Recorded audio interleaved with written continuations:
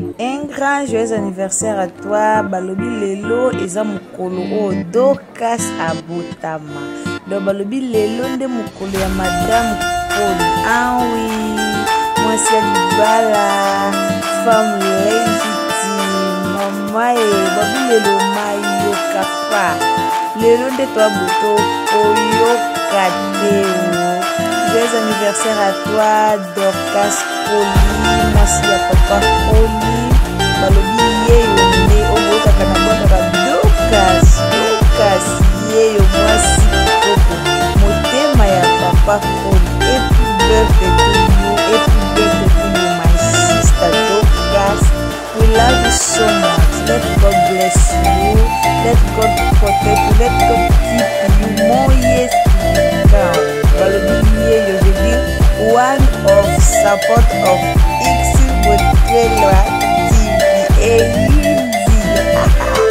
balobi biso toyindisaka donc mayoka pa nde toza boye tokoyoka na biso mpona madame tokoyoka te mwasi ya kitoko mwasi ya mayele mwasi ya motema monene balobi mwa mwasi bozomona o aza na motema monene na likona oyo tobatisu servante de l'éternel mama na ngai yoka biso balobi papa Poli bongama vedi tokoyoka te donc kuna ekoza somo opesi mbwambwa boye donc biso tozala bongo ya biso toyindisaka mayoka pa grâce lukasa nayebi ke yo mpe okozala wana donc ekoyinda toyindisaka bayindisaka kaka mpona madame Poli tokobunda na biso tokobina na biso donc madésiro balobi mpona madame Poli tokoyoka te. Happy birthday to you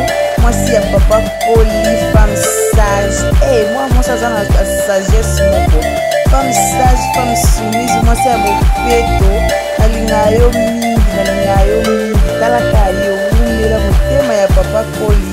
Donc balobi yeyo nde bebe donc kasi nde bebe madame Poli bebe oboyo osali mokili na yo. Happy birthday to you, happy birthday to you my sister, my lovely sister. I love you so much. Enjoy your day.